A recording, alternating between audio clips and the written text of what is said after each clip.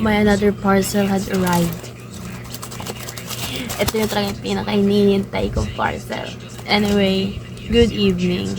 So, gonna unbox this. Hinihintay ko talaga to. So, gabi na. And, ngayon kami nag-Friday. And, look forward for my upcoming vlogs, guys. Kasi, ang dami. Naka-box siya. Actually, nung last week ko to in-order, bigla kasi ako nag-crave. Like, naka-idlip ako. Then, nagising ako. Bigla lang nag-pop up sa mind ko. Ang Milky Makapuno. Buti na lang, may nakita akong live sa TikTok shop. And, naka-buy one, take two siya. For 99 pesos lang. Ito na siya. And, ang shelf life niya is 3 to 12 days. But anyway, tingin ko naman hindi naman siguro to aabot. I mean, hindi ko naman siguro hahayaang umabot to na 1 linggo sa akin or sobra 1 linggo.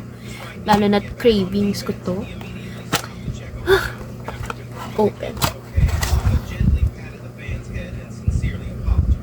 Ito na siya! Diba? Buy one, take two nga. Makapuno bites. Consume. Meron palang kasulat sa likod. May ganito. Akala ko magkakamay ako ngayon. So, consume before February 7. At magbubukas tayo ng isa. So, if nag-crave kayo, guys, alam nyo na saan kayo pupunta. TikTok shop.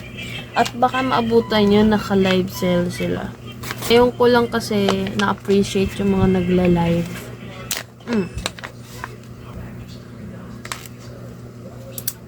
This is it.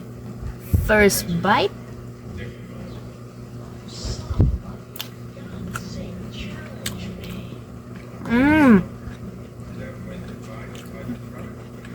Masarap.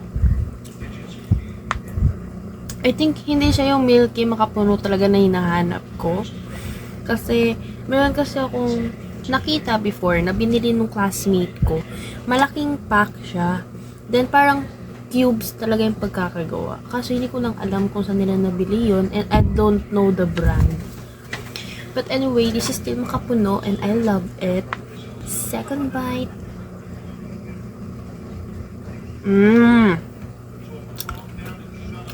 Boy. Say hi to the vlog, Danay. Hindi ko yun. Bakit? Ubusin ko na lang itong isang pack na to. Kasi nabuksan ko na siya. Pero the rest, pwede naman buksan siguro bukas na lang ulit. Or lagay sa ref. I don't know. If you guys wondering kung ano to, nakita ko rin sa TikTok shop. Silk daw siya. And I think parang maganda ata ang effects if natutulog ka. May silk sa buhok. Kasi meron naman akong ganito. And okay naman siya. Di ko lang alam if effective yung pagkakagamit ko kasi matagal ko rin itong tinigilan ng gamit. Search nyo lang, guys. Milky Makapuno in TikTok shop or Makapuno. May kita nyo na to agad-agad. At baka nga mabutan nyo pang naka-live. Kasi sila naabutan ko pa sila naka-live siguro alas 10 na or alas 11 na ng gabi. Nagla-live pa rin sila.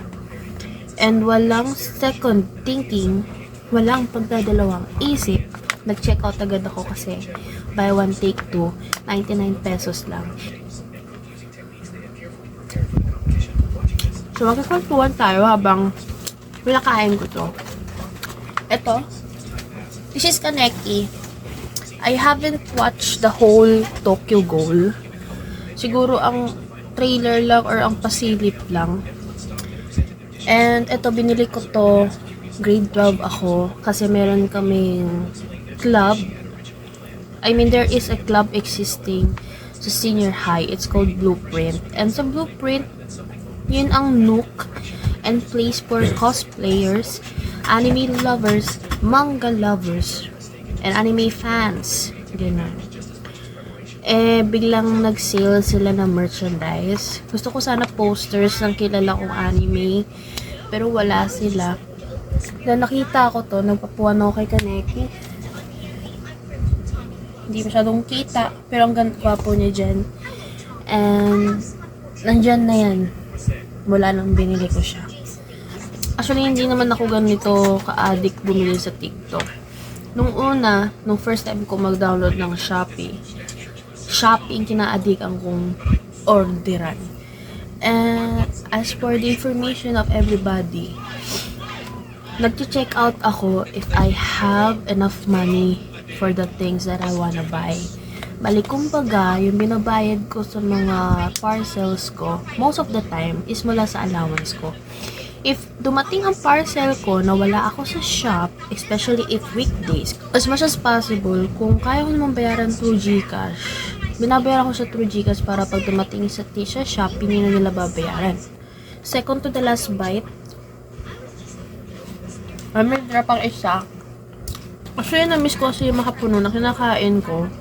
Kapag may umaakyat na vendor sa bus, tanda ko parang may color-color pa yun eh.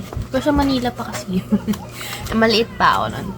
So, this is the last bite. Siyempre, ayoko mag-aksaya. So, kakainin ko rin ito.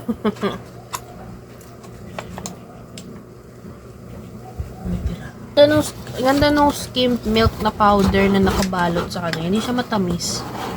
And as for everyone to know, hindi po sponsored. Siyempre, it's too early pa naman makatanggap ko ng sponsorship, di ba? It's too early for those things. Pero gusto ko lang naman mag-unboxing and open some parcels with you guys. And hindi sila sponsored. And I'm just giving a genuine and full of honesty na reviews and opinions about what I ordered. Cravings satisfied, pero hunting ko pa rin yung nakita kong kinain ng mga kaklase ko before. Kasi alam ko sa nila binili yun. Ito, masarap naman siya. Hindi siya matamis, guys. Saktong-sakto lang yung tamis niya. So anyway, this will be the end, and good night. So, see you all in my next video. Don't forget to follow me on my social media accounts and subscribe to my YouTube channel. So again, this is Dar. Thank you. Bye-bye.